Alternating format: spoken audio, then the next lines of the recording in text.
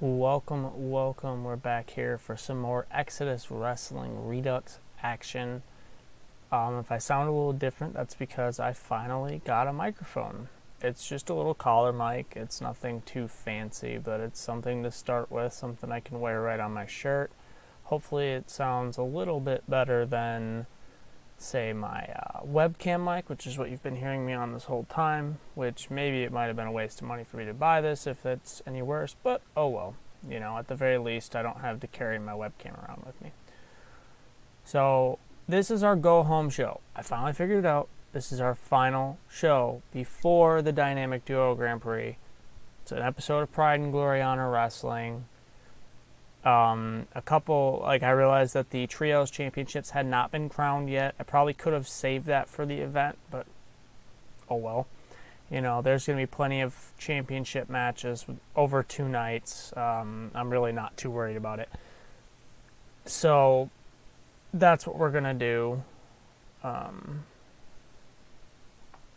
We'll actually have a team challenge. I already know who I'm going to have a challenge for it.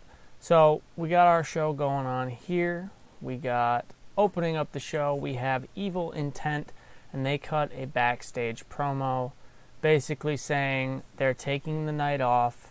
They don't need any extra distractions for tonight. They don't need, for the show, which I believe is Friday and Saturday, or it's Saturday and Sunday. I think it might be Saturday and Sunday, just so that they all have a day off. Obviously, HFAS will be the night after, but, you know, that's okay.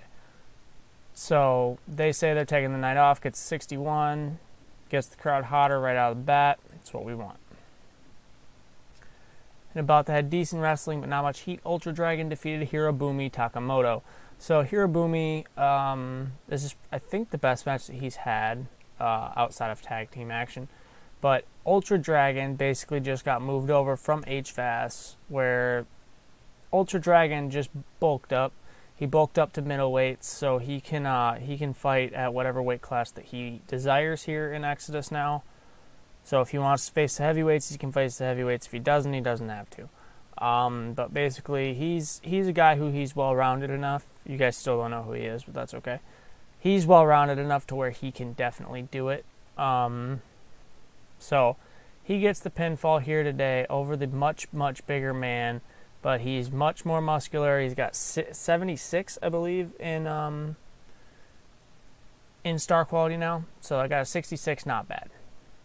About to have decent wrestling, but not much heat.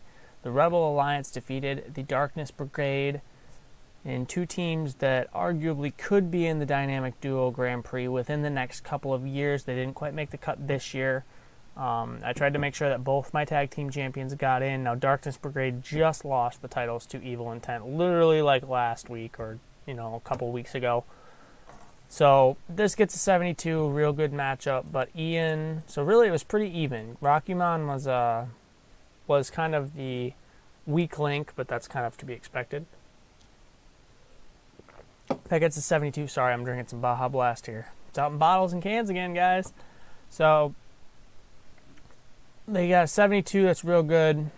As you can see, Rockyman was the weak link. So after that, we had about to have subpar wrestling, a little heat, which is kind of to be expected. It's kind of our relief matches of the night usually.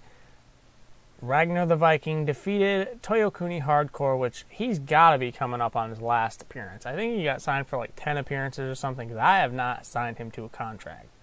He is on loan from WEXXV, and he has been for a long, long time. So Ragnar the Viking gets the win, defends his second reign of the Grand Heavy Metalweight Championship, gets a 57 on that, which I believe Toyokuni actually had a better performance than him. Alright, so we got a couple debuts in this matchup, but the Shameless Miscreants, Masao Shirai, and Pretty Akakura, aka Hustle X, and Masao Subachi, they defeat Senatomo, Shirashi, and Nagamori. So, literally today, or yesterday in the game, Memoro Nagahama, he finally came back from a broken neck. He was maybe a month left when I had signed, or when I had purchased PGHW. Now, Matsudairo was gone. He was no longer signed by PGHW, which happens because he's like 46 or something like that. So usually they don't keep him. A lot of the times they'll keep Memoro, though. And Memoro I have a huge soft spot for, because in one of my WEXXV games, way back when, before they got signed by PGHW, Memoro had a very good run and actually won the world title in my WEXXV game. It might have even been he came back. It might have been he came back, and it might be in this iteration of the game, but for some reason I'm thinking it's 13. But he had a very successful run as world champion. But he debuts tonight and gets an Acolyte gimmick, but he didn't really... he didn't perform out as well as I thought he would. But that's okay, but he's getting better at the gimmick. So even though it's poor, it's probably already at average now. Matsudairo gets his machine gimmick, which is kind of weird. But Masao definitely gets the best performance of the night. And the veterans kind of all range around the same. Memoro's going to have to work off some ring rust. I didn't really check if any of them... I think Sanatomo is definitely in decline, and I'm sure that Matsudairo is, but I do not know about Memoro. And he's usually the one that interests me the most, as I said, because he can be formed into a single star, because he's very good, he's very technical, he's a little more well-rounded than the rest of them. So, a 69 here, we have new Trios champions. Now, I could have done like a tournament, like I said. As you're going to see after this, I kind of second-guessed it and thought about just turning this video off and changing my booking decision. But I don't like to do that. I'll go with my gut. Shameless Miscreants would likely end up winning the titles anyways. So, I mean, because I basically made the titles for them, and then half of them got sent into developmental, which they also have another member coming. If you can think on who that might be, drop a guess in the comments. Feel free. But he's coming. He starts with a burning hammer, and he's leaving. So, well, really, I bought him out. But a 69 here for a decent little match. Of course, there's definitely some improvements to be made there. An angle featuring Musashi, Ian Miyamoto, and Kaz. So basically in this one, the Rebel Alliance... I don't know why it doesn't show that. That's weird. Maybe I have to edit that to show a trio's name. I don't know if that's possible or not, but... The Rebel Alliance comes out, says, hey, we definitely should have been considered for this. I don't see how we weren't. You know, we're all very good. So basically it looks like that's going to be the feud for the Trios Championships, which should be good. That should form some pretty good matchups. I mean, between the 6 of them, and soon to be 7, and maybe 8, because I think I have another person joining the Rebel Alliance as well. I think there's an extra person that's in there as it is, so there might even be 9 people in that storyline. But we'll see. So that gets a 63, nothing too special, but it's going to build to a feud.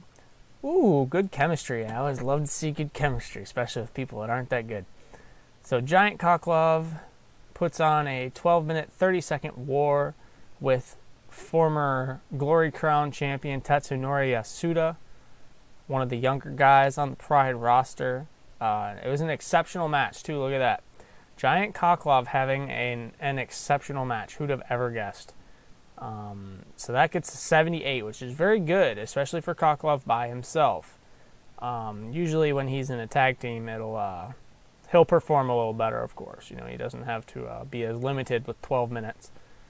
That's the only thing that really sucks, is his stamina will not go up, especially because he's 40 basically when the game starts. So he beats Yasuda, 12 minutes, 30 seconds. And it suffered because there wasn't enough selling, of course. So a 95 from Tetsunori there. That's really good. So he basically carried the match, but that's kind of to be expected. So that gets a 78. Very, very, very, very, very, very, very good for Cockglove. And we'll move on to the next segment. After the match, Pride Koiso, Kazushige, Matsuki, and Kozu Kawashima, returning from his broken jaw, come out and beat down the Giant. Gets a 92. After that, Pride Koiso has an interview with the announcer Koyo Raikatuji, I hope I'm saying that right, in which he taunts the Giant. Never a very good idea. I didn't have Koyo have a gimmick. Oops. Probably should have set him to staff member. I thought I had him all set, but I guess not. So Pride taunts him, gets an 86, so it gains heat on the storyline, which is surprising considering that the last angle was better. But whatever. So an 86 keeps it going. So in the main event, I believe, which is up next, Pride Koiso defends his Exodus Heavyweight Championship. In our main event of the evening, unfortunately not as good as it could have been, Pride Koiso defeated Funakoshi 21 minutes 30 seconds with a running Koiso cutter. Makes defense number 3 of his heavyweight championship. So Koiso is I chose him basically to avenge Kozu, and I usually don't push Pride nearly as much. I've ended up with Kozu quite a few times, but Pride definitely deserves a push. They're both really doing very well, but long story short, Pride is not quite... I mean, he's the heavyweight champ, which unfortunately that's the main title on this brand, and if this brand is to run this way without me altering things, he's going to have to step up. So, 78, not too bad, not too great really, considering what it could have been. So, 78. Then in our final segment of the night, technically I guess this would be the main event, but with how the game works, but Pride Koiso, Kozu Kawashima hype up this upcoming tournament, the Dynamic Duo Grand Prix, claiming their stake that they will be the winners, that they will be victorious, and it will be added to their already extensive trophy room, especially as a team, but as singles. I mean, they're both former world champions. I believe both of them have won the big tournament, the Elite Series that Pride ran, probably in tag and singles. I'd guarantee that they both won it. So, very, very extensive resumes from these two. So, it'll be very interesting to see if they can pull off the big win on Saturday and Sunday.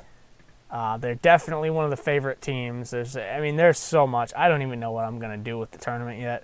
I'm so excited. I might just leave a couple of them open on night one just to see who deserves to advance, So an 87, that ends our show. Got an 80, increases our popularity in 11 regions, so that's not bad. I'll take it. It's nothing too great. Pride's definitely got some work to do on our TV aspect, but it's all to grow. So I hope you guys like this video, and I hope that I sound good, because as I said, I updated. So I hope that this sounds good, and I'll definitely have the tournament up for you by the end of the night.